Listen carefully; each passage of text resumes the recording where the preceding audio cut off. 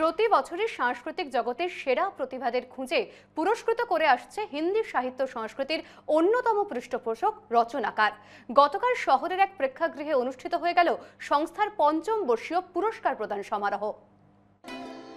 ভারতীয় সাহিত্য সংস্কৃতির রথের চাকা যাতে কোনোভাবেই স্তব্ধ হয়ে না যায় তার জন্য নিরলস কাজ করে চলেছে রচনাকার।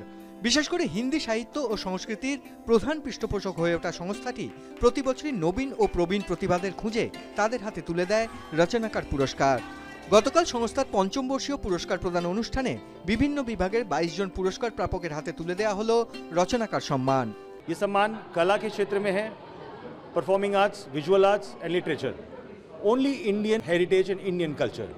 So I hope that our initiative brings the encouragement in the youth.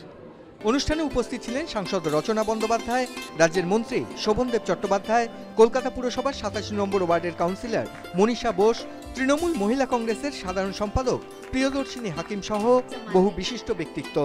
শুধু সাংস্কৃতিক ক্ষেত্রেই নয়, সম্মানিত করা হলো এমন কিছু ব্যক্তিবর্গকে সামাজিক ক্ষেত্রে যাদের অবদান অনস্বীকার্য। আকাশ বার্তা।